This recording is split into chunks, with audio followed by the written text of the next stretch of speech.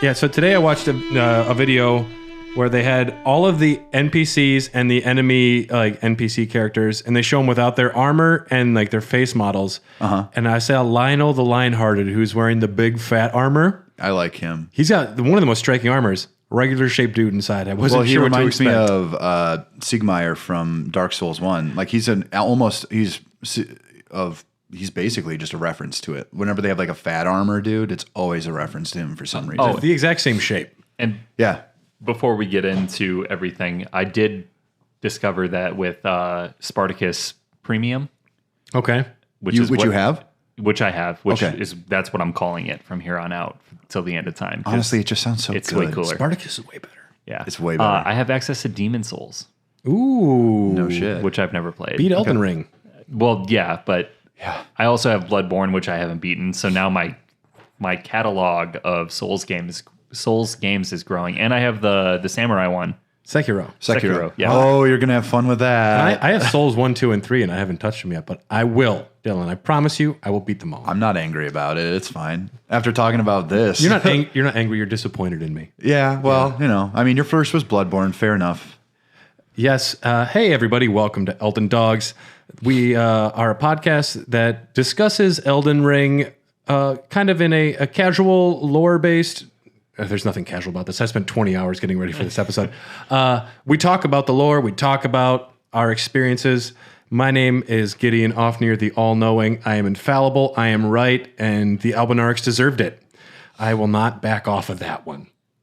I am Dylan the Dung Eater, and I'm a little deviant, a little naughty boy. Don't get locked in a prison cell with that guy. Yum, yum, yum. Yeah, it's great. The boggart can't even say what he saw. He's like, it's bad. Yeah. I am Tyler Alexander Iron Fist with a belly full of people, because apparently that's what I got. A belly full of homeboys. I got a belly full of homeboys. I'm trying to get strong enough to beat Elden Ring. You see, like, do you eat 1,000 like weak homeboys or 5 strong homeboys? I mean, I don't know what the nutritional pyramid is for like Elden Ring, but I would assume like regular homeboys is probably fine. I would just. How does he eat people? Well, you don't get to. Well, actually, you do see him do it. If you go back to the Radon battle, he's doing one of these. Yeah, but does he have a mouth? I don't know. Maybe he just opens the top of his jar head and just like smushies, piles them in. Yeah, it's great when you defeat one of those giant jar things because it's just like an explosion of blood goes everywhere. It's pretty cool looking. Yeah, absolutely. Yeah, I do love the jars. Yeah, me too. And they're at the time of recording, we don't know if they'll have announced anything by the time this hits the main feed, but there's still that giant fucking jar outside of Caelid that's just sitting in front of a Coliseum that. You don't know what he's doing. He just kind of a giant jar sitting there looking disapprovingly at you. I thought I turned that off. I'm sorry. It's okay. You'll see it next time you go to Caelid. I've seen it. I don't have any insight though. I know I should know because I am a jar myself. But yeah, I am a jar myself. I don't know who that person is or who that jar is. If you do play Bloodborne, you will discover about insight and how it's a double-edged sword. And yes, this is. On the Hair of the Dogcast podcast, we have many great shows. It's the same buffoons on every one. We love you and you love us. Thank you for being here. That's Gideon talking, where I can just be full of myself. Yes, you must love us. Go to Patreon.com. Choice. We want your money on Patreon. Honestly, it's worth it. Just go do it. It's just give us $3. It's great. You'll get access to a lot of stuff very quick. But believe you me, it's not going to me. If you're worried about it going to me, it's not going to me. It's going to helping us out on the podcast. Yeah.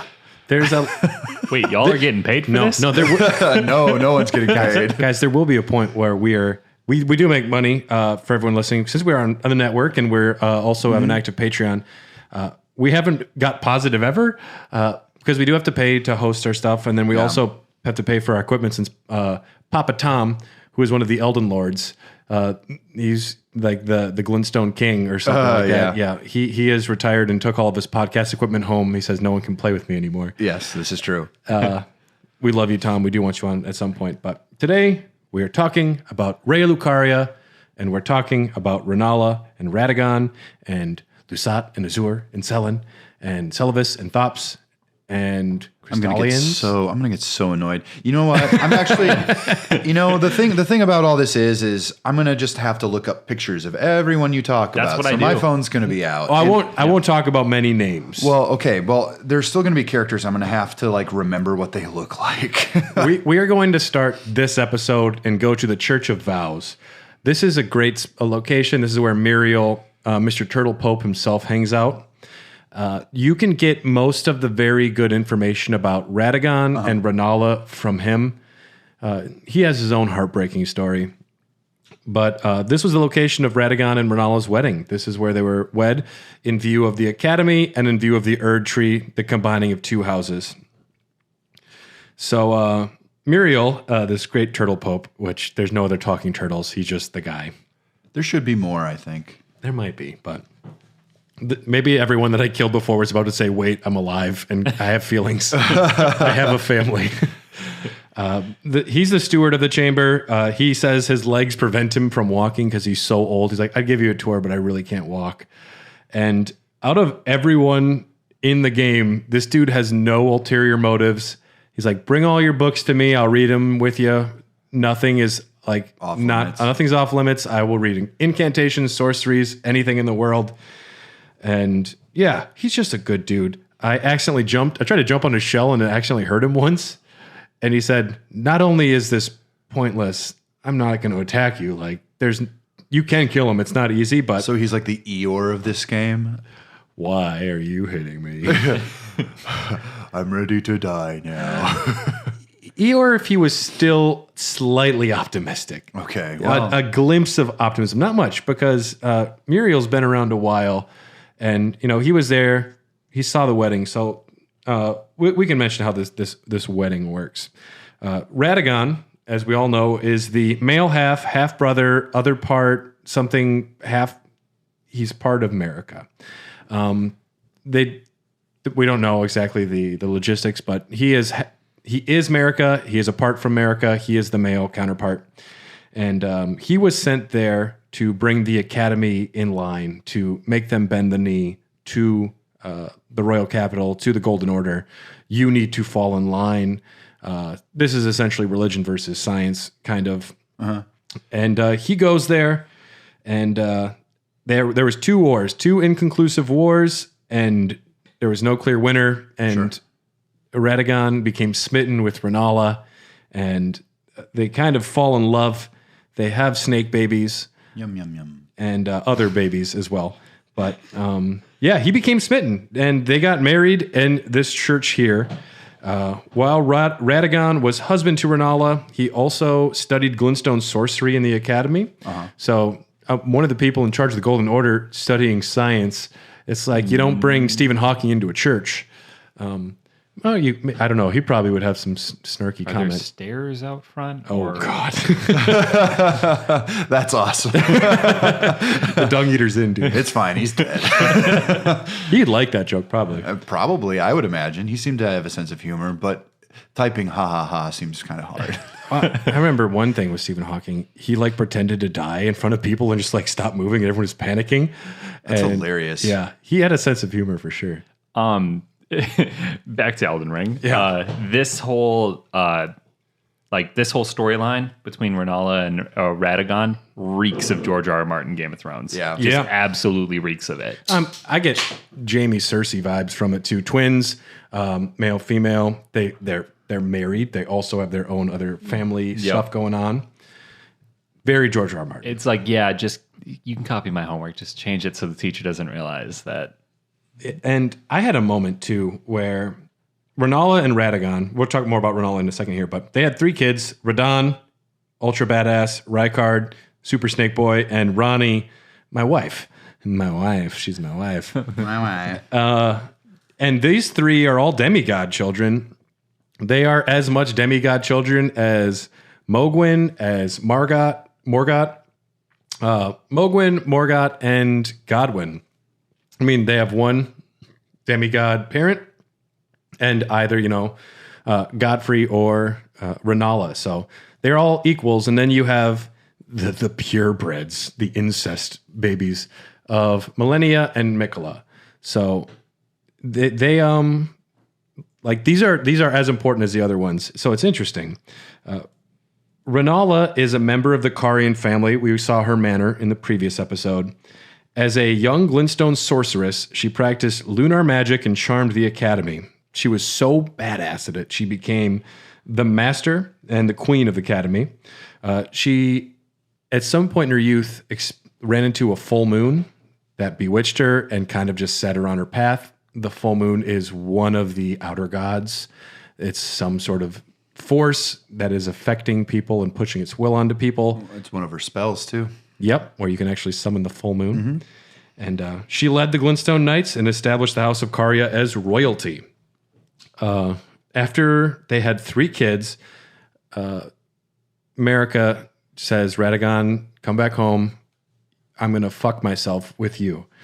And he just leaves, and he's like, sorry, here's an egg. Yeah. That's straight up what happened. He leaves an amber egg, which has a great rune inside of it. He leaves that with her. Apparently in the divorce, she got the dog and the house because we see his dog still there. I don't know what else he took. Apparently he didn't really take the kids, right? But the kids do wind up becoming part of the royal family in Leyendell. Marika does want them there.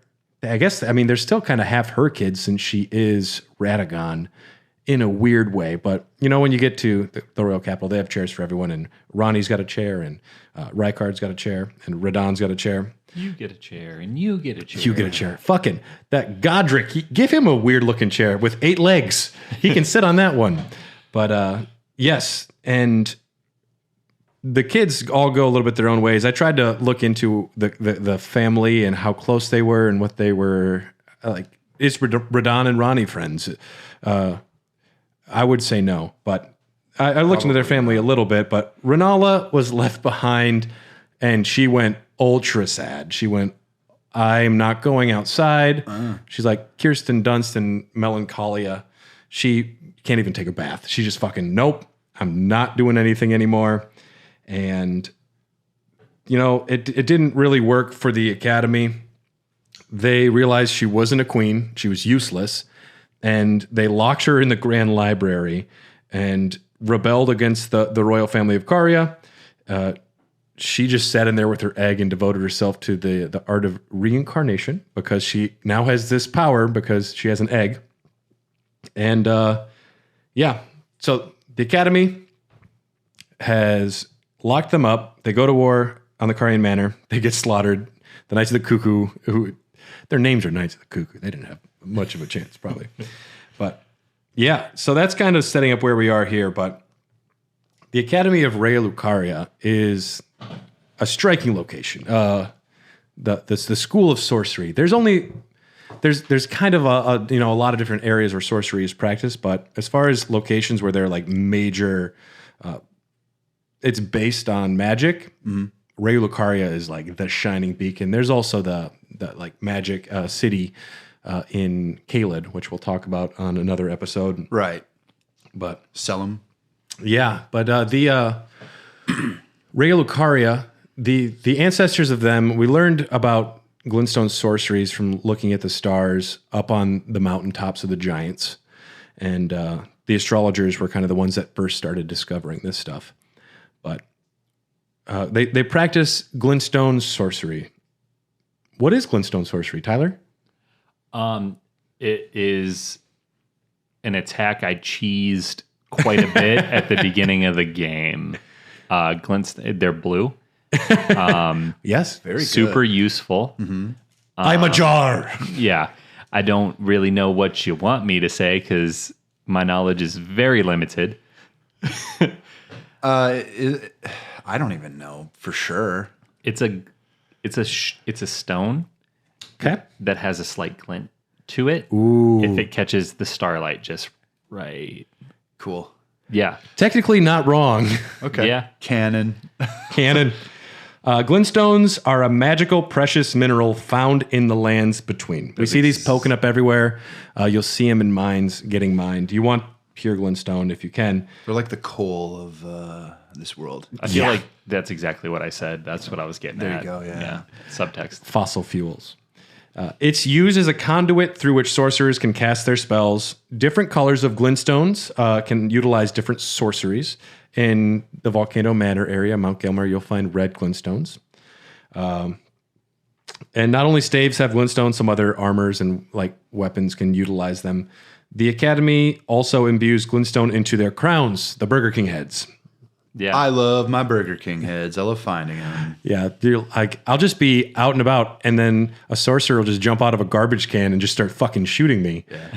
Instead of giving me a burger. What was those commercials? They just like he'd pop out of a garbage and like, here's a burger. He's just like a scary stalker. It's like when they were still doing like the, it's just like random humor, like that era.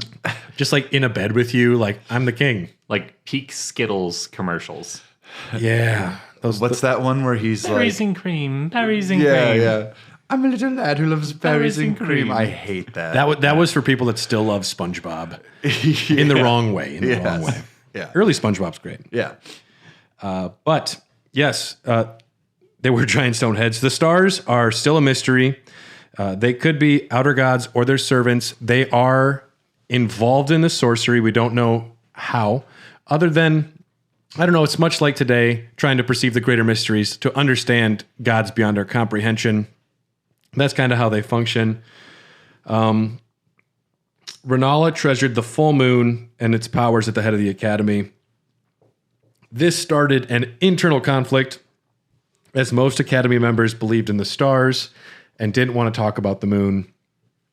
And that's kind of a rough overview now. We want to talk about a few.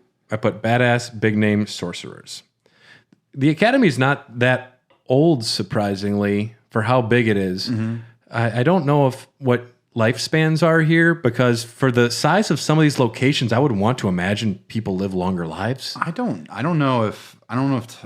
think they would definitely live longer lives. I mean, if anybody's going to live a long life, it's going to be a sorcerer, right?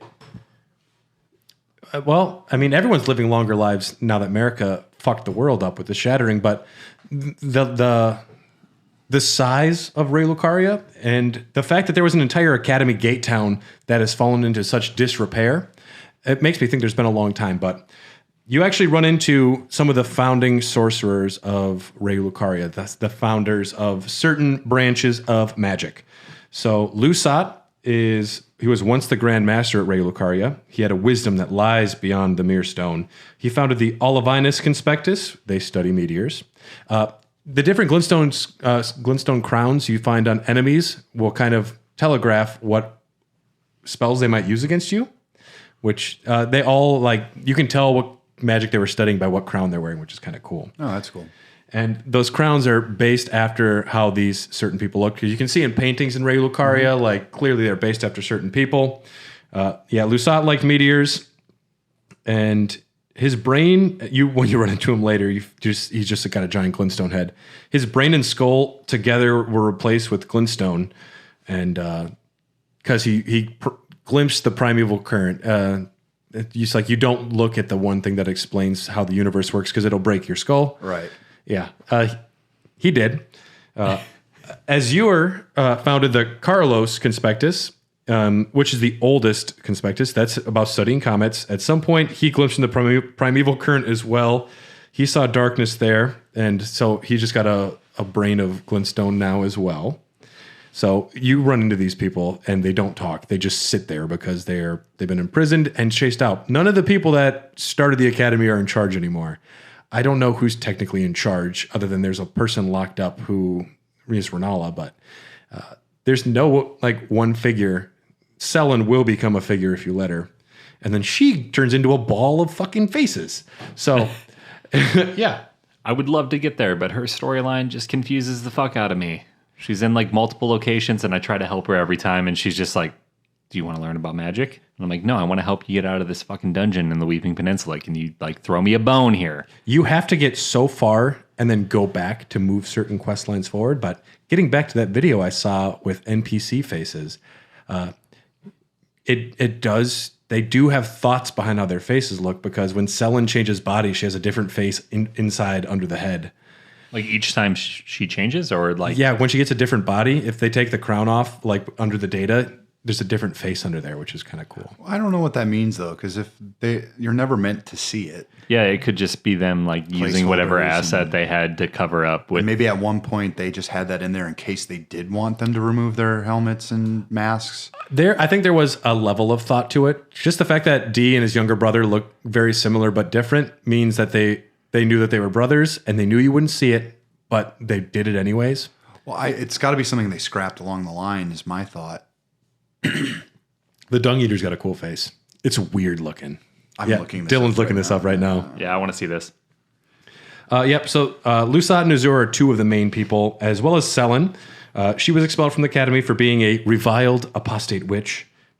She was one of the best sorceresses in the history of Raya Lucaria, and she was accused of unthinkable treatments of certain sorcerers under the name of the Graven Witch. She might have been the person that started taking yeah, that's the Dung Eater's face. Okay, interesting. Very cool. Doesn't have a haircut, which I don't think the Dung Eater would have. No, he Long would never. hair, don't care. He looks He's a free spirit. He looks hungry. No bath.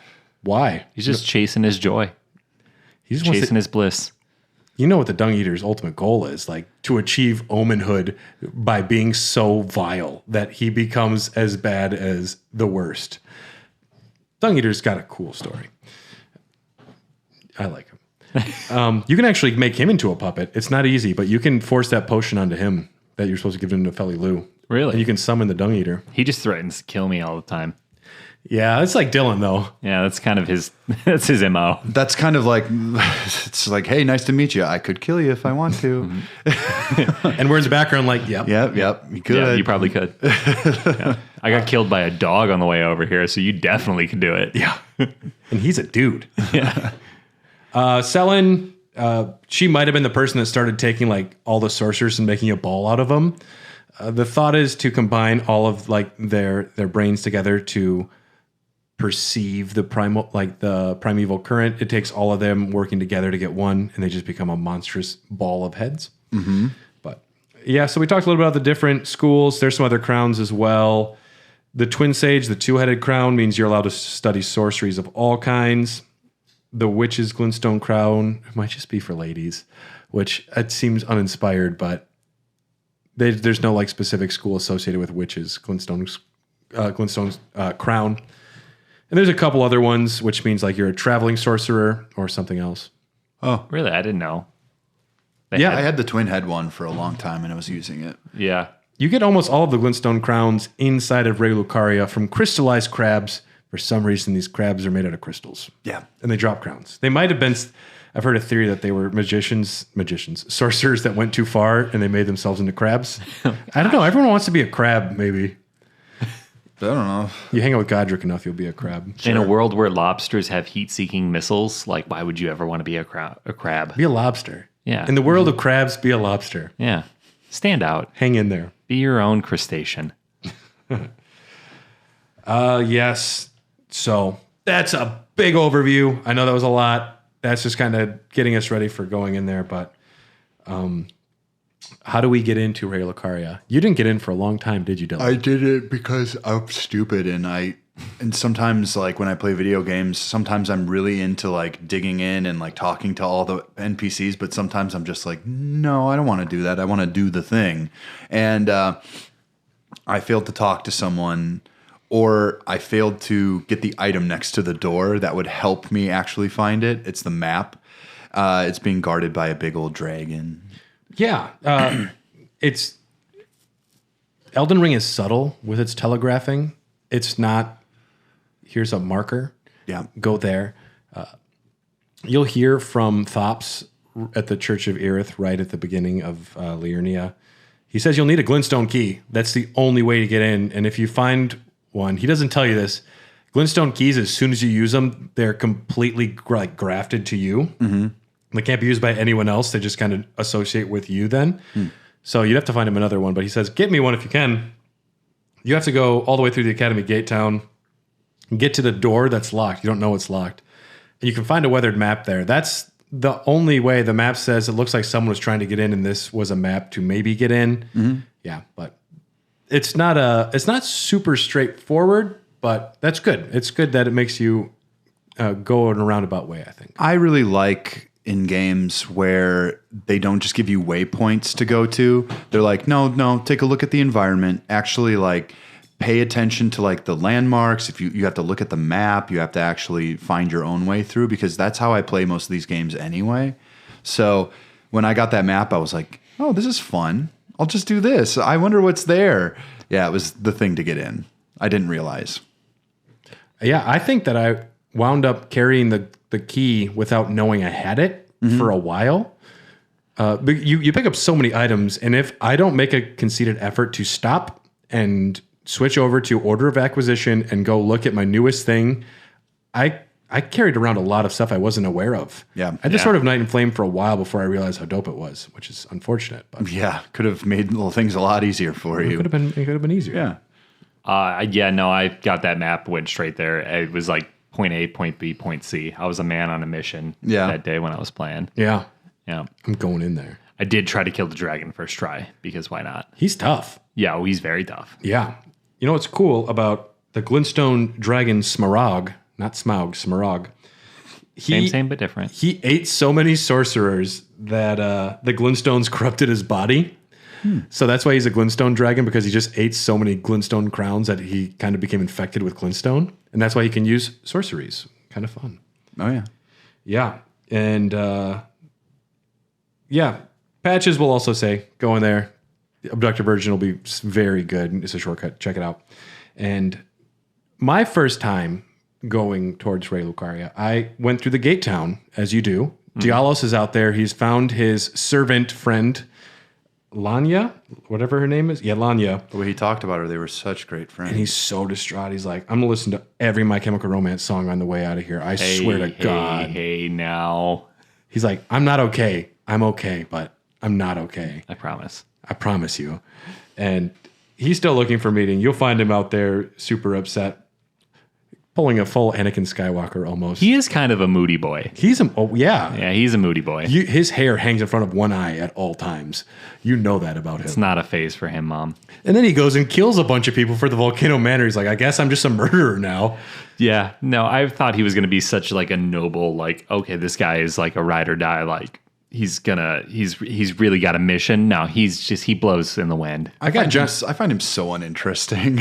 Well, I got Jon Snow vibes from him. Like the look, I'm like, he might be like a cool guy. He's very moody, but like maybe he has a moment that comes in the end.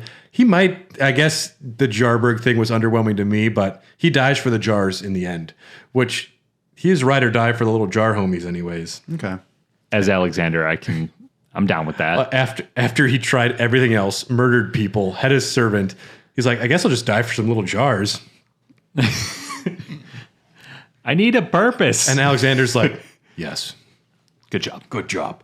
But yeah, so you go to the gate town, and then this was another moment where I said, this is probably near the end of the game. Oh, I thought for sure. And I was just running past all those traps and the big fucking chariot head. I'm like, I'm going for it. I guess I'm going to see the final boss.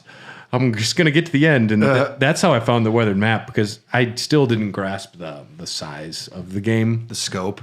Well, one of the genius things that they do in Elden Ring is that they only show you a certain section of the map at a time. They're not like, look at this wonderful world and it's just all grayed out. It's just like, no, actually, this is the area. And I'm like, okay, well, so then I eventually get to the castle and I win. No.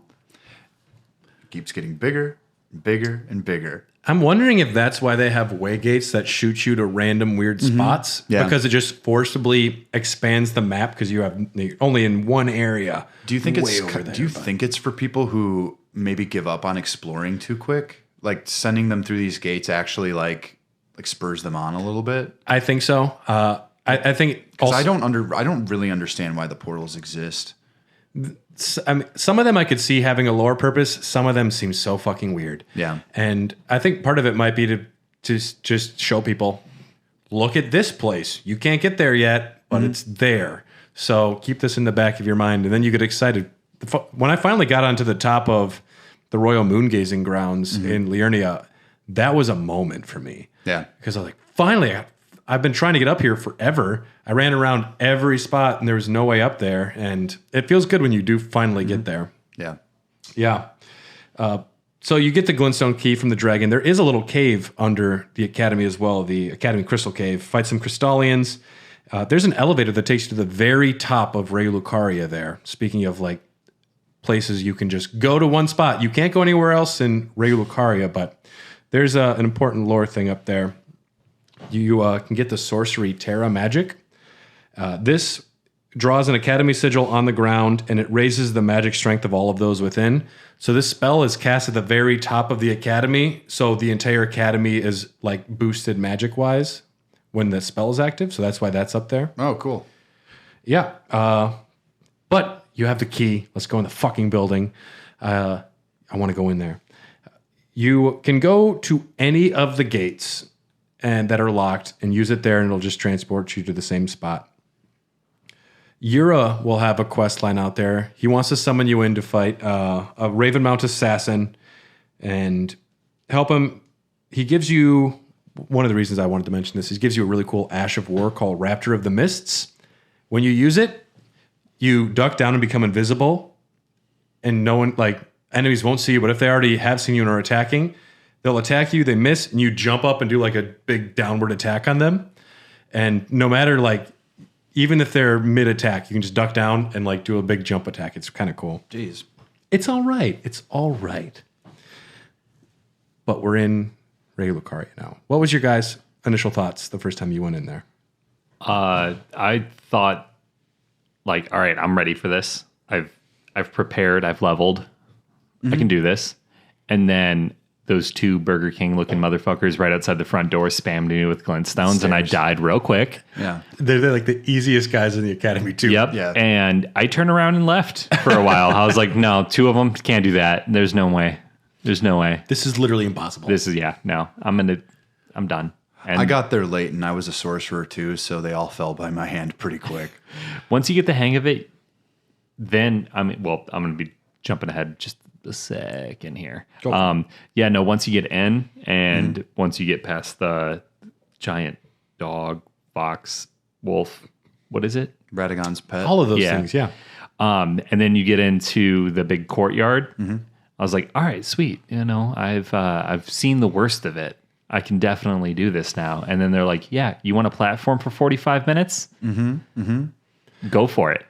It was surprising running back through Raya Lucaria again a couple times.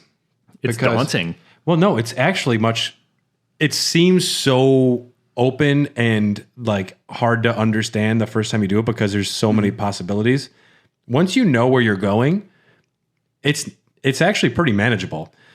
This is a little more straightforward than Stormvale. Stormvale was so open to many different paths.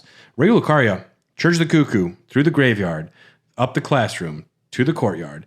And jumping on the roofs feels like there's so many ways you can go. Even that, it's fairly straightforward. See, I only played through that like once or twice, like however many times it took me to like die and complete it before I got to Renala. But I remember thinking like, all right, there's a giant ball that tries to crush me on the right. There's a giant Iron Maiden looking motherfucker that I refuse to fight because that thing is scary.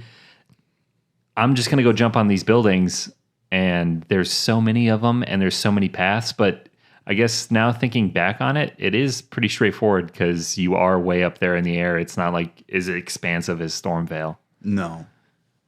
It feels like there's options, but you wind up taking like the only path and think that you made a decision, which is it's cool game design. Yeah, it is. It's literally you just have to get past that ball, open up a gate past it, and then you can kind of find your way back and not have to face the ball again. I was still scared of marionette soldiers at this point too, because I had seen them running around Liurnia, and they can fuck you up pretty quick if you let them because they're fast moving. What are they, like blimps or whatever that drops like 3 of them at a time? Yeah, that gave me PTSD because I was like, all right, where are the rest of them then? It's like Grievous spinning 8 lightsabers. One just shoots like 8 arrows and they're just like throwing them at me. I'm like, fuck off, dude. And the scary little spasm they do when you kill them finally and you think that they're done and then they flourish. So something about magicians is they're lazy. Sorcerers are lazy. They don't want to fight their own battles. They just want to go read books, these fucking nerds. And they like pay the Knights of the Cuckoo. They're probably nothing. They're like, here's some magic spells, and they give them like magic tricks for 5-year-olds, because the Knights of the Cuckoo do use like one use only like glintstone shard items, because there are a few items that are not real magic, but they do some magic stuff. And then the marionette soldiers and the avionette soldiers, they're just animated dolls. The sorcerers just like conjured them to be live guards to just like man and attack. So they're not even, I mean, they're just there as lifeless bodyguards for lazy nerds. The what did you call them? So bad with names. The ones that fly around. Avionettes. Yeah, those things were a real big pain in the ass. They can malfunction, which is fun.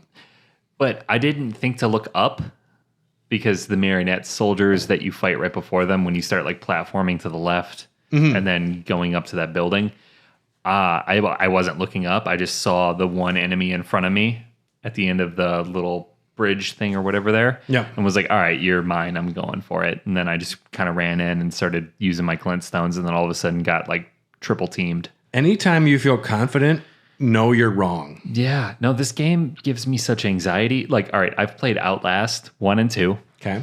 I like horror games.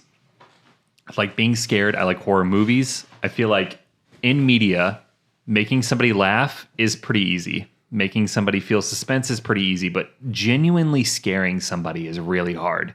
So if you can do that in a video game or a movie or a TV show, I feel like that's a real accomplishment, because that's a hard emotion to pull out of somebody. Mike Flanagan. This game terrified the shit out of me, just in a sense of I never know where it's coming from, and it's going to kill me 100%. If it gets the jump on me, I'm dead. To experience terror and horror strictly from gameplay. That's impressive. It's very exciting. It's real hard to do. Yeah, you should play Bloodborne at some point. That game scared the shit out of me. It's terrifying in a way that I don't know what's going on. I don't know what's happening. And around every corner there is something coming for me that I not only am unfamiliar with, but it can do things that I'm uncomfortable with. Yeah, like I remember the first time a guy in Bloodborne scooped me up in a bag and it took me to another city. I was like, wait, what the fuck? Yep. You cannot kidnap me. And That's against the rules. I emailed from software. I'm like, this isn't fair. This is unacceptable. Love, Brad. Yeah. Plus, I want more lives. And what happened to my souls? Damn it. Or what do you have in Bloodborne? Is it souls? You have blood echoes. Blood echoes. Yeah. They're souls. Right? Yeah, they're souls. So are runes. Yeah, but you walk after you get through those two fucking bastards at the opening. The two hardest enemies in the game. Yep. Yeah. Then you're in the Church of the Cuckoo. They're marionette soldiers just hanging from the rafters too, and that I don't like that. Yeah, you can get them from far away if you need to. Yeah, it's when you know they're there, it's less of a thing. Yeah. But the first time, I did a lot of just, I don't know, I'm running past you. I'm running past you. Sight of grace, I'm safe. Yeah, it's like tag. Running for my life the entire game. Yeah, after the Church of the Cuckoo, you go through the graveyard. A lot of putrid corpses. A few little extra paths here and there, but nothing of too significant. Nothing too significant there, other than fuck that. I don't want to deal with them. You do find shortly after the graveyard that giant lift, the rotating lift that goes up and down. The mill? Yeah. Yeah, that's kind of interesting. What's it actually doing? It's not really a lift. I don't think it's supposed to function as a lift. Yeah, because if you ride it too high, it just yeets you out of there. Well, that's why it flips over. That's why it's got to be a mill of some sort. Yeah. That's been my theory going for a while. It just doesn't feel it doesn't feel like it's something that you were supposed to be doing. But yeah, I guess it does take you to ledges. But it also makes me think that there are just like doors within the game that you can't like access, and maybe this is like you're sneaking in. There's every time I see a broken bridge or something, I always take a moment to think about where it actually connected to. Yeah, because otherwise that's lazy game design, and From doesn't do that. So there must have been other ways to get up there, and that just became the de facto. Through the actual building itself. Why would they make something like this to transport actual like people around? Welcome to Raya Lucaria, everyone. We're gonna all jump onto this random fucking mill now to go up. Yeah. Jump off at the top. Trust me. Yeah. Yeah. That can't just be the only way up. No. It's and the game forces you through that way for probably several reasons, but it's also maybe a way to explain to the player why you can't go through this entire facility. Like there's got to be more rooms. There's got to be more like implied space, but they can only do so much and they can't map out an entire building. So it's like, well, this is the way that you're forced to go on your adventure. And I like that at first you see the mill, you go past it. You don't necessarily think I need to go up. We do. We've played enough games, but you can go right past it. There is an alabaster lord there. And he gives you 3,235 runes, which at that point of the game, that's significant. And he uses a gravity spell on you that pulls you in. This might be your first time experiencing this. I had faced him down by the beach before that. This one drops the sorcery gravity well, and it says, pulls enemy in, a technique studied by the young Radahn. His master was an alabaster lord. So I imagine this might have been one of Radahn's teachers when Radahn was a younger man, a child perhaps. Makes sense. That might be the person that was teaching about gravity spells. Fun fact, Radahn learned gravity spells. One of the reasons was to make it so he could still ride his horse because he got too big for him. So he was casting gravity spells on himself so he didn't crush his horse. His little buddy. I like that. If you ride the lift to the top, ride it to the bottom. Just go around, go all the way down. You'll find the abductor virgin there. I don't know why they're called virgins, but I guess it's because they have like Because they didn't have sex. Brad, you know what it means, right? So yeah, someone looked at the big metal machine and they're like, I ain't fucking that thing. No way in hell. Like, give me a few beers, I'm going in. Patches told you this will take you to the Erd tree to the end of the game, so I just went there and beat the game. I feel like Patches is an asshole. Because I just met Patches and... You feel like he is? I feel like He doesn't know yet. I don't know because I just met him, but everything that you guys have said points to him just being a total dickwad. So there's a Patches in every Souls game. So there's just an asshole that... He's the only character that's in every Souls game. He's the only character that returns every time. It's just Patches. His name is Patches, and he looks the same, at least in the Souls games. Whoa, hold on. I thought you were just saying there's a Patches equivalent. No, His name is literally Patches, and he looks the like same? that. And the Yeah, same pretty voice much. actor. Yeah. So it is just one asshole. It's In Dark Souls 1, It's you a meet multiverse Patches asshole. in these catacombs, and he's just like, oh, no, there's like this item right over there if you want it. And he kicks you down into a pitch black place where you Doesn't he have to... kick you off Volcano Manor in this game? he kicks, and in Bloodborne, he kicks you into literally the worst area in all of Bloodborne. Yeah, he does. Yeah. So in And Dark Souls, he's a spider in that one, though. but Dark Souls 1, he does this. He kicks you into an area. He kicks you into a dark area, and if you don't have a specific thing, like a torch, which you kind of get rid of early on in the game or you don't want, you're fucked. Yeah. Yeah. It's just a pitch black place. It's He's in lighting Sekiro puzzles. as well. I think so, yeah. I don't remember Patches from that game, but Did you beat Sekiro? I never beat it. I'm not. I've heard from other people that are hardcore From Software Souls people like, oh, I didn't beat that one. I got close, but I can't beat that final boss. It I was just can't do it. It was free on PlayStation Spartacus back when I beat Ghost of Tsushima. Tsushima, yeah. And I was like, oh, another samurai game. Sweet. I had no idea that it was a Souls game until I played like maybe an hour or two of it. I'm like, this is really fucking hard. And Once every you get time used to it, it's not. Well, every time I died, it said you died and red. And then I died in Elden Ring, and I'm like, oh, I've seen that before. You Yeah. motherfuckers. Yep. If you see someone wearing a shirt that says "You died," if you haven't played a Souls game, you're very confused. Otherwise, you're like, "Oh, this guy fucks." This guy fucks. So if you do go all the way to the bottom, the abductor virgin will take you to the Volcano Manor. But if you don't and you defeat him, It drops, or defeat her. I don't know. I think it's a female machine. We don't know. But it drops the long tail cat talisman. Now, this excited me for one reason. The description is Lacrima features in the fables of Raya Lucaria, in which she is described as a fairy cat who is fond of playing in the Great Bell Tower. I think this is the only confirmed cat in Elden Ring. I love cats. Yep. The only other cat that I could find in the game is the helmet from the imps. That is the cat head. The cat head. Yeah. But that's not a living thing. So if Lacrima is the only confirmed cat in Elden Ring. As a cat lover, I was excited. A lot of wolves and dogs. And also, this talisman is misleading as fuck. It says this will negate fall damage if you're using it, so you won't take damage from a fall. And it's true, but if it's 20 meters or more, you'll die. So it's like that 15 to 20 meter where you'll take a little damage. You don't get that, but anything that would kill you, you do die still. Stupid. The first thing I did was I ran and jumped off a fucking building. Like you were wearing power armor or something in Fallout, just like, yeah, I'm gonna fly away, dude. But we're gonna hear from some of the other amazing shows from the HyperX Podcast Network, and then we're gonna go up to the Grand Library and fight some children. And we are now at the top of the lift. We rode the mill all the way back up. Either that or the most unsafe elevator ever designed in a magic school.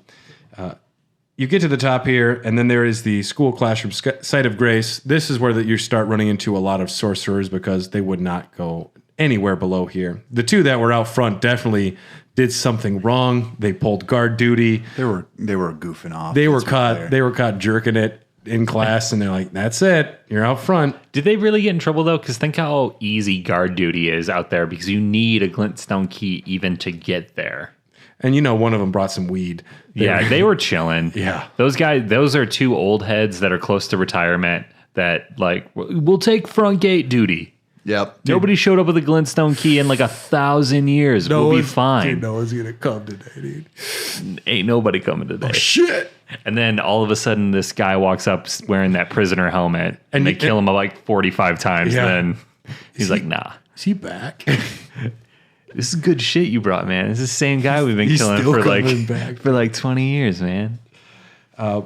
Yeah, lots of sorcerers here. If you turn left right at the site of grace, this is an illusory wall. There's a few in this place that you didn't. There's at least 3 illusory walls. I think maybe more. 3 at least. Fucking walls.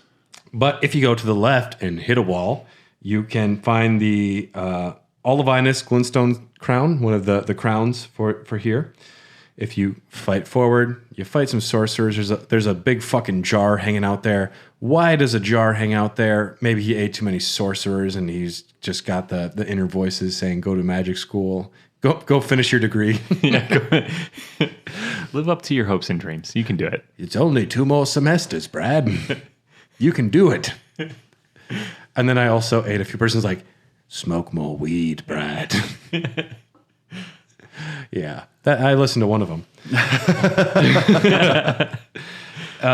You keep going up, and then you'll find a door right by the living jar that says, this is my first time noticing it yesterday.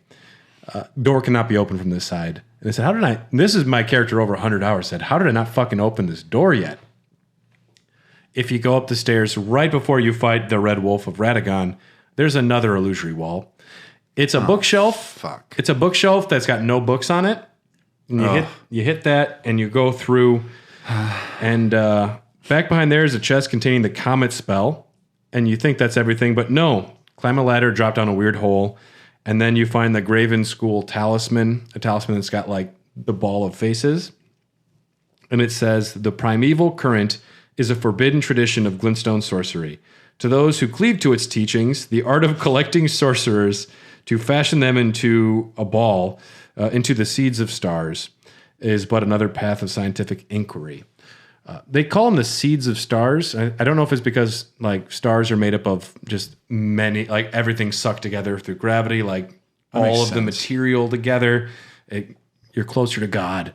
It's like giving yourself stigmata to be closer to Jesus, maybe. I don't know. Or maybe it's just like fashioning like a child of the stars itself. Like the seed can imply like living, right? Yeah, it's weird that they become something else. Yeah. Yeah, they have like imagine 20 heads that have to work together. If us three were one body, it wouldn't work for us. Oh, it'd suck. I'd kill myself, and then you guys would have to deal with me rotting. Yeah, it would be. We'd have the Dylan head just hanging out in the middle. Like, Nah, okay. he's just asleep. You don't gotta be scared of him. Yeah. Weekend at Dylan's. It's just you Except make we're me just talk like we're look, one look, body. Video games. That's Dylan. He loves video games. He loves video games. No, he's clearly alive. We put a floral shirt on him. Then we're into the first boss here. Right after that, the Red Wolf of Radagon. I did read on Reddit earlier. I was doing some random dives, and someone said, I don't think that Radagon liked this wolf. I think it was a gift from Renala because Radagon had red hair that he hated because it reminded him of fire giants. So why would he buy himself a red-haired wolf? I think Renala bought it for him, and he's like, I don't fucking want this dog. And that's why he left it behind, maybe. I don't know. Checks out. It checks out a Yeah, little it checks bit. out. Also, it's just fun that someone taught this wolf sorceries that can use magic. That's pretty cool, though. Yeah, much to my chagrin, because that pissed me off immensely. Yeah. I was like, oh, cool, an actual physical being I can fight in this wonderful world of sorcery that I'm currently living in. It's like sit, roll over, and Comet Azure. Whoa, what was that last one? Yeah. Who taught you that? You got a lot of treats if you did that one. I didn't have any issues with the Red Wolf of Radagon my Neither first did I. time. Reminds me of an enemy from, I think, Dark Souls 3, that a wolf with a sword. No, Civ? Sif is from the first one. Okay. Yeah. He's a lot. This one's a lot like that. Sif is like one of the coolest characters in the game. It's the pet of Artorias. Ooh. You get through the Red Wolf of Radagon, then you are in the debate hall here. Lots of great pictures of all of our sorcerers. And this is where you can see what is a picture of Selen, her original face, when they take the mask off. You can tell like Selen was one of the major sorcerers here before she was kicked out, and everyone else was kicked out too. But you come out into this courtyard. There are wandering nobles, some crabs, and a giant abductor virgin and giant crabs. Scary place. I didn't like coming out into here at all. I was not a fan. I avoided it. Those giant crabs can really lay the beat down. Like literally, they'll smash you into the ground. If you don't take them down fast, and they have a fair amount of health, but right when you come out of the debate hall, if you go right, jump off the side, find a ladder, you get to the second floor of the debate hall, and get above where Fuck you off. There's a lot. I thought I had found everything, and yesterday I found 3 new areas, but the Radagon icon is up here. It's a legendary talisman. There's not many legendary ones. This is an important one, but it shortens the casting time of all sorceries and incantations. Where's this one? Above the fight of the Red Wolf of Oh my god, I need that bad. Radagon. I didn't go up there. I need that bad. Yeah, it's one of those things. It's kind of off to the side. You have to be looking for it. But it says, as the husband of Renala, the red-haired Radagon studied sorcery, and as the husband of Queen Marika, he studied incantations. And thus did the hero aspire to be complete. If he was Mormon, he could have married both of them. And I mean, Dude, that's the dream. That's the issue, dude. Poor guy. Yeah. In the courtyard, if you go near the back, past all of the crabs and the big fucking virgin, you can find the Carlos. I prefer Carlos. The Carlos glintstone crown. Carlos.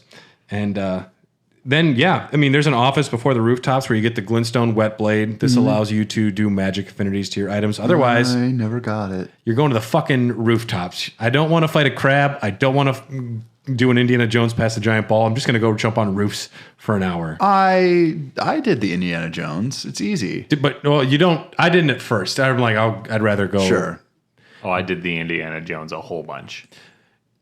You know what feels good is this just feels like a random little rooftop you might be jumping onto at first. You don't realize you're going. possible. You don't realize you're going down like an hour-long side path. I Yeah. like how they do that. See, that's Man. what I was saying when it's daunting, because I had to run the gauntlet to Renala about 1,000 times, where I had to go run past the giant ball, and then it's like if we're like a 3-minute ordeal every single time Well, you if die. you open up that side gate, you can. I didn't even think about it because you have a scary Iron Maiden virgin over there, and I know there's giant crabs. And you didn't know you could just defeat the sorcerers summoning the giant ball, did you? Oh, no, I got up there after a couple tries, but the ball always bounces off the right wall first. No. You can defeat the sorcerer that summons them so the balls quit coming. Oh, I didn't know that carries over. I also I think it does, yeah. I also did not. I don't think I killed them because there's 3 people up there. Well, it's and because I snuck behind them. It's because there's a mad pumpkin head that I was like, well, Yep, I was like, guess no. that's not happening. I have to save all my elixir for Renala, who is where I'm going. We have to mention some rooftop stuff. There's a couple of tough jumps that seem impossible. One of them, the only way to get to this area is through a jump that seems questionable at best, and I thought that I was maybe doing something I shouldn't have when I got it. It'll take you up to the full moon crossbow, which is kind of like a wedding gift for Renala. Oh, it's a one-of-a-kind enchanted crossbow made to celebrate the matrimonial union and reconciliation. They asked for money, but they got a crossbow. What the fuck am I going to do with that? I don't want another toaster. Give me some money. Sorry. The 2 rings dance when reloading the weapon. I haven't used it. I'm not a crossbow person, but it looks like one of the most unique, cool-looking crossbows. Crossbows can do some pretty interesting shit in this game. Well, they're more long range than even a long bow. And you can preload them. Yep. Which is cool. Yeah, there are some where it's really helped me out. You can find the Lazuli Glintstone crown, taking another different path that's hard to get to if you want another crown. But essentially, also, I guess, right by that Glintstone crown is an imbued sword key, one of 3 for the 4 belfries. You'll want to find that if you want to go to all of those spots. But you wind up on top of the Church of the Cuckoo in front of the 2 weed-smoking Burger King boys. That's a cool sentence. That's Elden. Weed smoking Burger King boys. Yep, that's Elden Dogs. But you'll wind up on top of the Church of the Cuckoo. If you navigate across the beams, drop onto a chandelier, you'll find an Academy Glintstone key. Since they instantly bind to the user, this one is for Thops. He definitely won't die if you help him out. God damn it. Yeah. You gave it to him? I gave it to him. Go to the school classroom site of grace. You'll find him. Okay. But also, if you jump down to the 2nd floor, there's a few enemies there, but there's a long hallway. And you're going to want to go down that hallway and be careful because... yeah. I know where you're at. Yes. What happened there? Fuck that guy. Fuck that guy and his fucking arrows. He'll kill you fast. He kills you so fast. And you have to do the entire rooftop thing again to get there. Yeah. You know how many times I did that? Actually, you don't. If you drop the ladder down, you can just go up there. Nope. Didn't drop the ladder down. Yeah. Did the rooftop thing every single time. That is a high page. He guards the exit to the corridor. It's a stronger variation of the page. He's committed to keeping nobles safe. He is only here, and the royal capital is the high pages, but he's guarding a room that's got Azur's Glintstone staff. Yep. One of the fucking Godric Gryffindors, Salazar Slytherins, one of the high ups of Raya Lucaria. This is his staff, one of the most powerful staffs in the game. So if you can get past the high page, that's a good thing. And then there's also a crystallized crab that will give you one more Glintstone crown outside of there if you want it. Drop the ladder down, and then it's time to do... I need to re-explore that place. Yeah, and there I didn't mention before, there's an illusory wall in the Church of the Cuckoo right to the entrance of the 2 weed-smoking Burger King boys. Come on. Right to the right? Yeah, that'll give you a rune arc back there. I had to look that up today because I didn't know how to get over there. Okay. And what, are you going to just hit every fucking wall? Yeah, But I don't know. That's how I do it. that's how some people do it. That's how I do it. Well- I imagine my sword is so fucked up and blunt from all the walls I'm just smacking. You got to bring a beater with you. It's just like, yeah. Just like a wooden stick that you find along the way just to like test out the walls. There's somewhere in Volcano Manor where they accidentally gave the wall like an HP value, and you actually had to hit the wall like 100 times, but then it did break, and someone found this, and it kind of broke everyone's minds because they're like, do we have to hit every wall in the game 100 times to figure out if something's behind it now? Jeez Louise. But it was a mistake. Like it wasn't, I think it was supposed to be taken out, but they just increased like the hit points to like, no one will hit it that many times. Wrong. People will. They'll do anything. So you go to the grand library outskirts again. The metal balls are rolling down. You do a little bit of this, a little bit of that, a little bit of MXC again to get past that ball. And to the right is a waygate that takes you right to the Church of Vows. I like to imagine this was a shortcut for Renala to maybe go visit where they got married. You know how annoyed I was When you actually went there? when I went there? Super psyched, that, yeah. super ready to fight her. And I was like, oh, hold on, what is this code? Maybe this is a perk. Maybe this is going to put me somewhere where I can get some extra loot. If it's that much out in the open and it's right on a main path, it's never beneficial. Then I had to go back and do everything again. Yep. I was so angry. That's how it works. But that's dude, this is Elden Ring. You're lucky. Until you have to climb through an entire dungeon to get your ass kicked in 5 seconds in Bloodborne. Yeah. And plus, there's a pretty easy path. This Renala's got one of the longer paths to the boss fights that some have in the game. Yeah. This is still a million times faster. It was just such a speed bump in the game. There's just a turtle pope like, welcome back, Tyler. It's good to see you. And you're like, God damn it. I'm sorry I cursed in front of you, turtle pope. You seem cool. But I'm not here for you. And he's like, I don't fucking care, man. Can you take me back? No, I can't do that. Oh, I don't do that. You want to read a book? And you're like, yeah, maybe I do. Maybe I don't want to go back. But straight ahead of where that waygate is a bad boy. His name is Moongrum. He's a Carian knight. There's not many of these guys. Like, there's only 20, but he is guarding this entrance. You only have to kill him once, and then he's gone. He's a wuss. I took him down quick. Yeah, he wasn't that bad. 2 tries. If you go to the left, a little garden and a hallway to a shortcut to where you don't have to go up past the metal ball anymore. So you can just run up there. You can also go left. Like if you fight him, you go left and then left immediately. That's where you climb up, right? Correct. Yeah. And that's where the dickhead sorcerers are up there just sending balls down. Even when no one's trying to go up, they just keep sending balls down. I think they're just super psyched at the fact that they can do it. Yeah. Yeah, like they've sent It's like it's like kids with fireworks. Yeah. Like, hey Jerry, you want to send another one? Fuck yeah, I do. Dude, Let her roll. so many Roman candles that we can do this all day, dude. Shoot another one. Do it.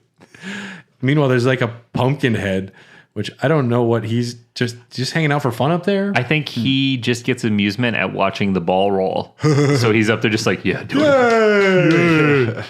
Hey, you guys. To bring it back to Goonies again. Yeah. If they don't send the balls down, he'll just turn and kill them. Yeah. And he's like, keep sending balls, Jerry. I want another one.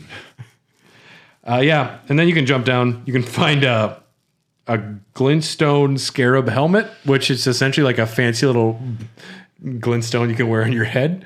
I don't think there's much advantages to it, but if you want to look fancy, you sure can.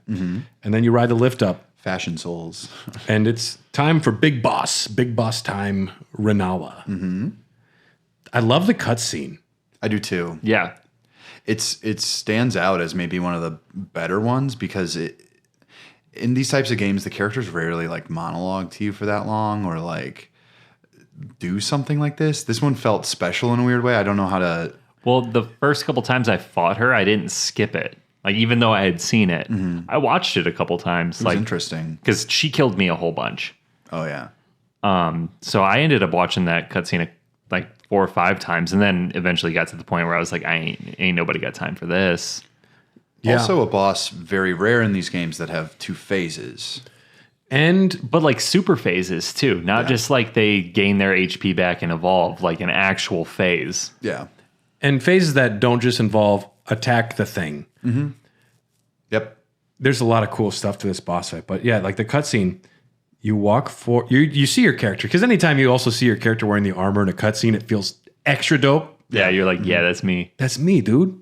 That's my character. And you're walking forward and he looks down and then like this child emerges wearing scholar robes, crawling on the floor and looks up at you. Fucking scary.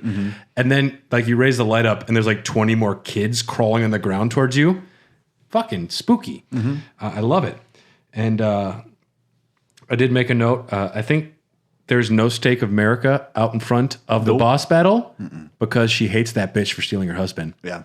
Oh, that makes a lot of sense then. Yeah. She's like, took it down. Yeah. Yep. And she turns My Chemical why you Romance gotta back travel. up loud. I never even thought about that too. That would be a very interesting detail. Oh, she would definitely be bumping 3 Cheers for Sweet Revenge. Yeah. Yeah.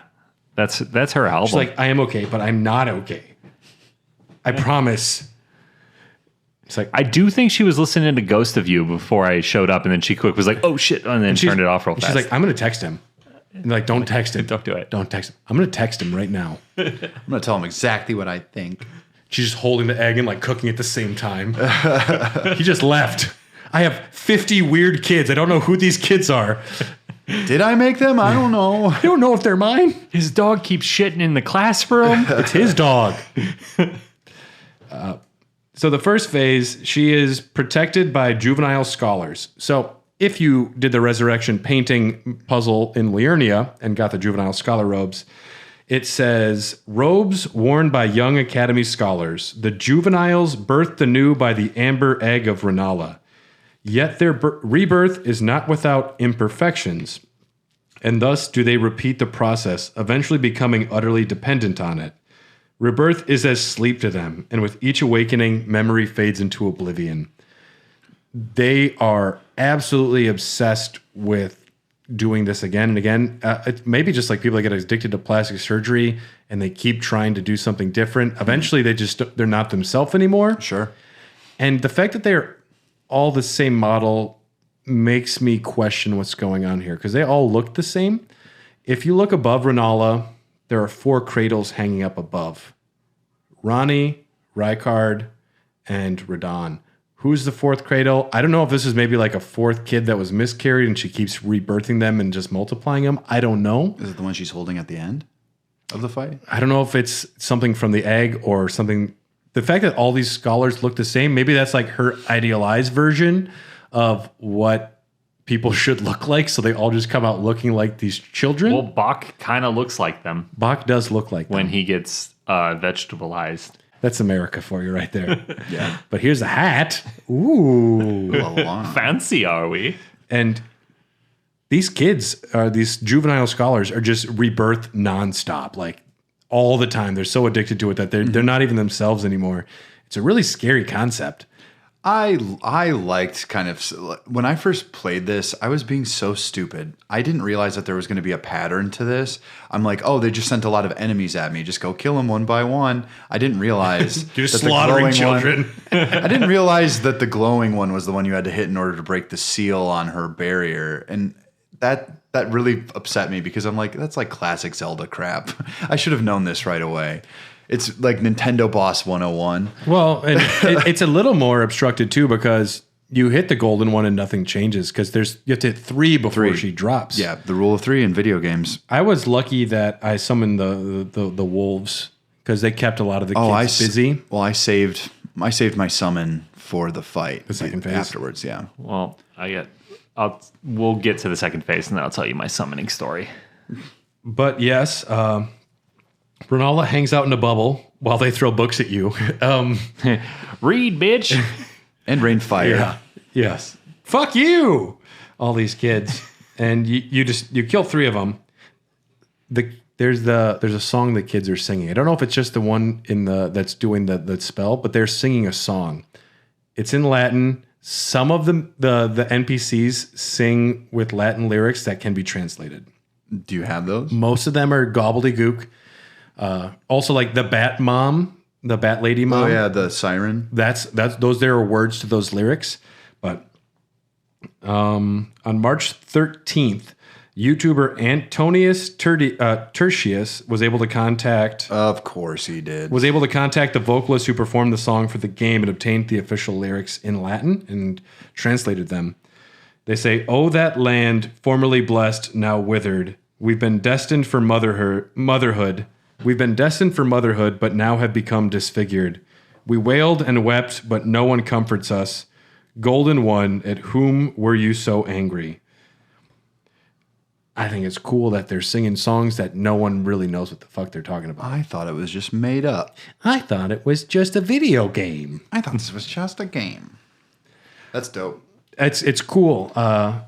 It's detailed. That's nice added on there. But then there's also a ton of lyrics from some bosses and characters that don't mean anything. No. Which I like that too. Yeah.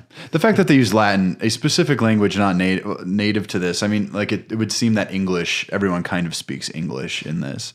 And I mean, if anything, the children are angry at the Golden Order, the Golden One. America, why are you so angry?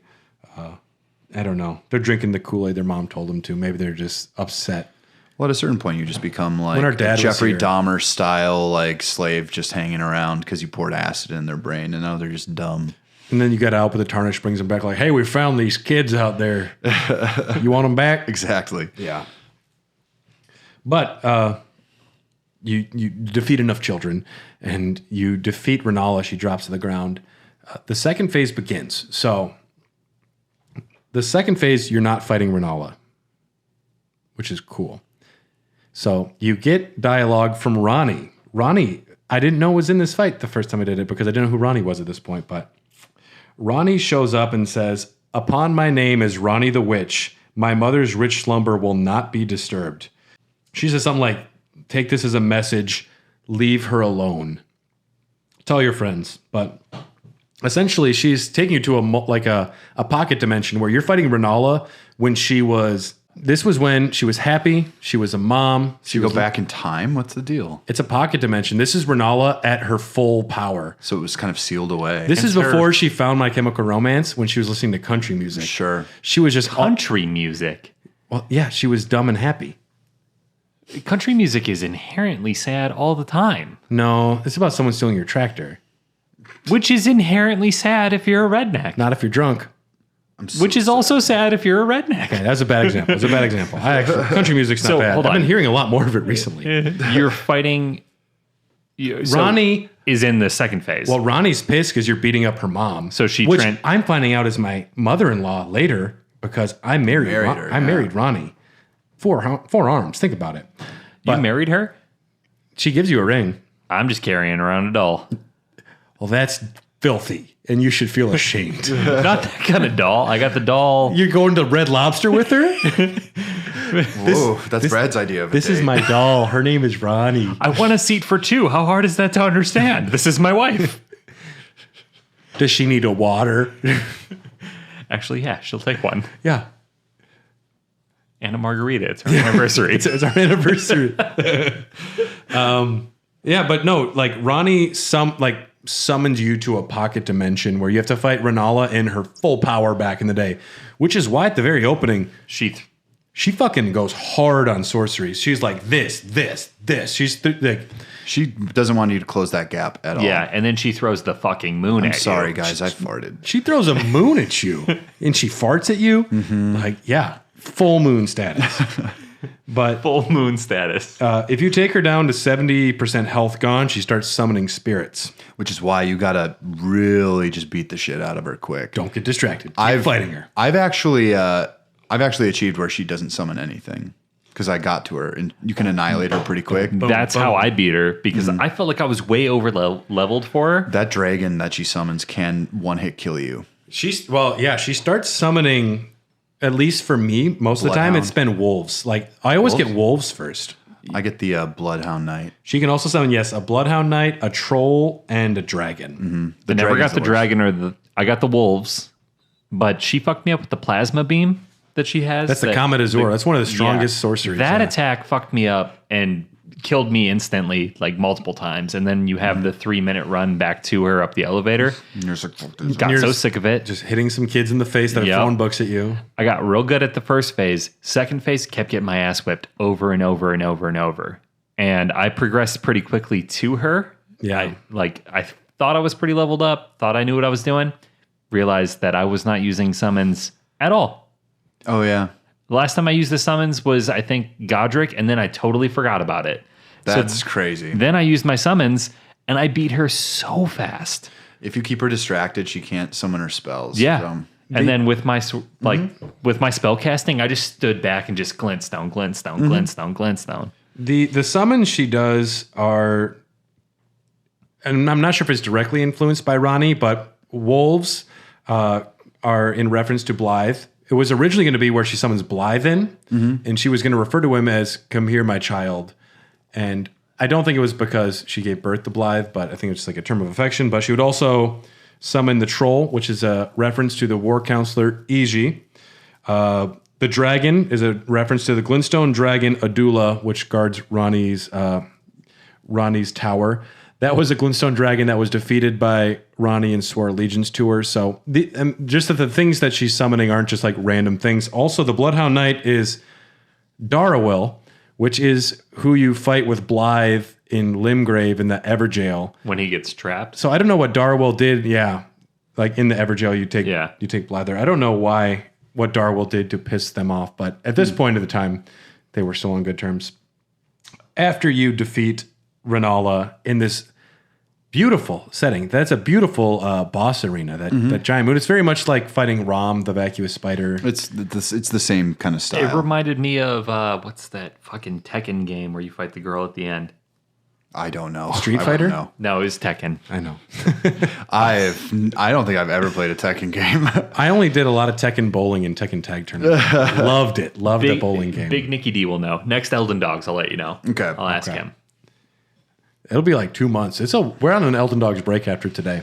Yeah. We have Indie Games Month. Unless you're listening to this on the regular feed, then Indie Games Month was amazing, wasn't it? Yeah, we did a great job. Yeah, we did a great job. At the end, when you defeat Renala, she says, "Oh, little Ronnie, my dear daughter, weave thy night into being." She knows Ronnie's up to something, and I'm just very happy that Renala is my mother-in-law. And you don't kill her. You don't actually kill her. Nope. You get the Rune of the Unborn after the Battle of the Great Rune. And you get the Remembrance of the Full Moon Queen, which allows you to get the Full Moon Sorcery or the Regal Scepter of the Carians. Which is way too high level to use for the most part. And yeah, that's a lot of those remembrances, but the Great Rune of the Unborn is unique, and that is the only Great Rune you don't have to go to a Divine Tower to activate. Oh, yeah. Its only purpose is to allow rebirth. So since you don't kill Renala, the first time you come back in there, she's very confused because all of her 50 identical white baby boys are gone. It's like that one person living in a car with 50 cats.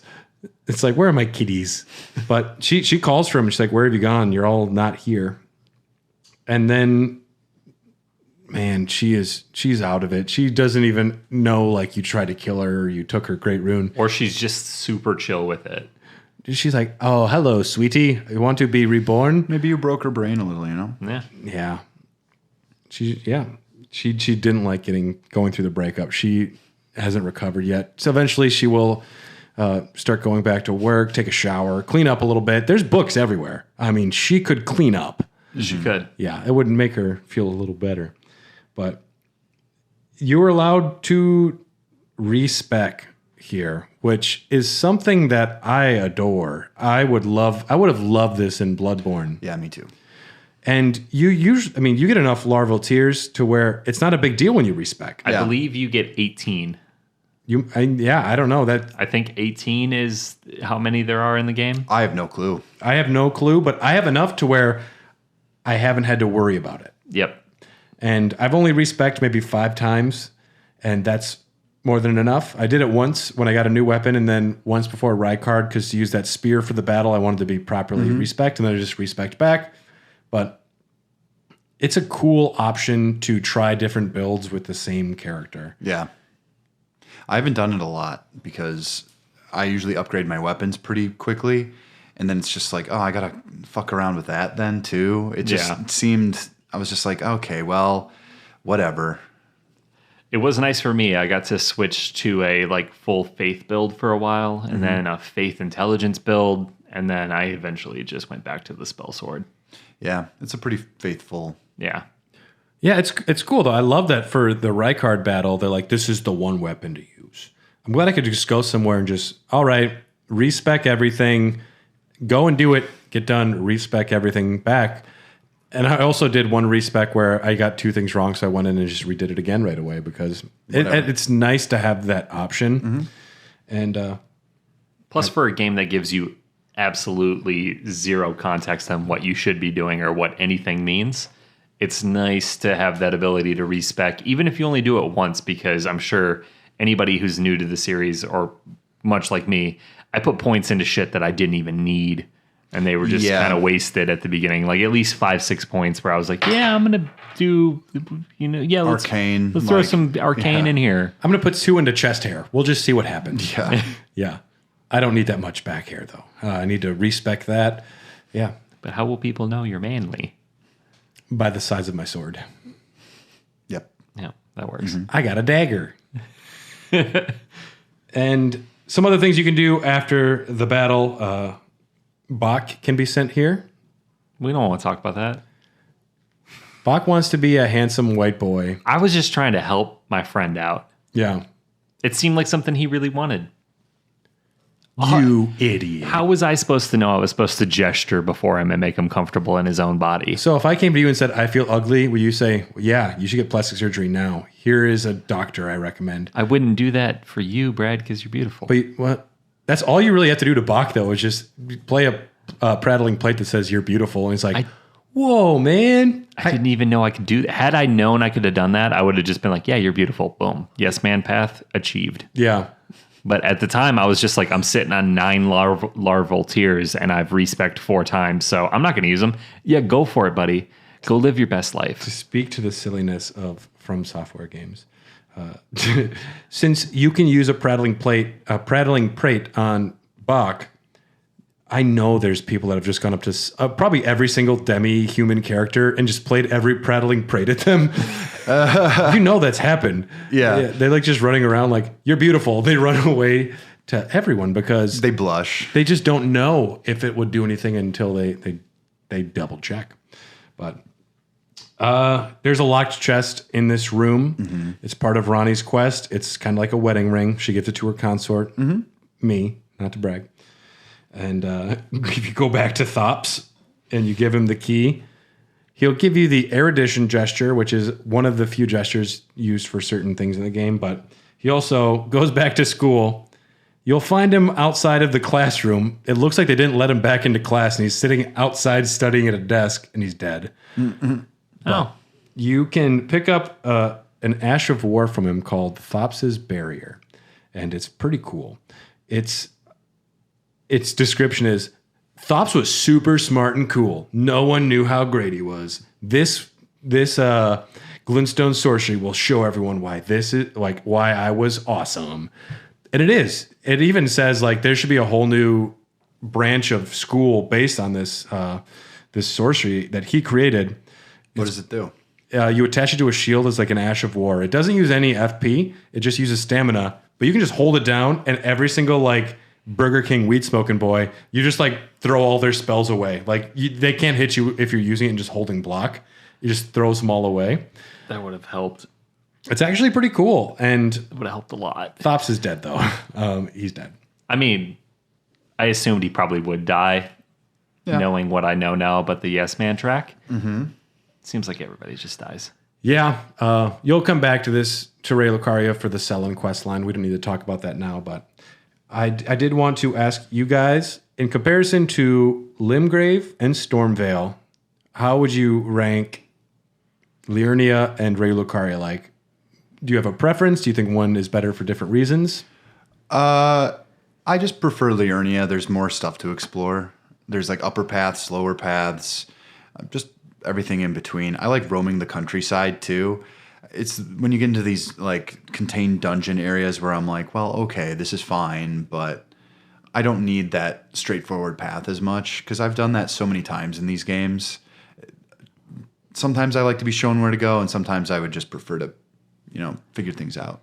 And after the very, I mean, not terribly linear, but still pretty linear Stormvale, where you're in an enclosed space and sure, there's a shit ton of stuff to do, take you all day, 2 days, 3 days to go through it all.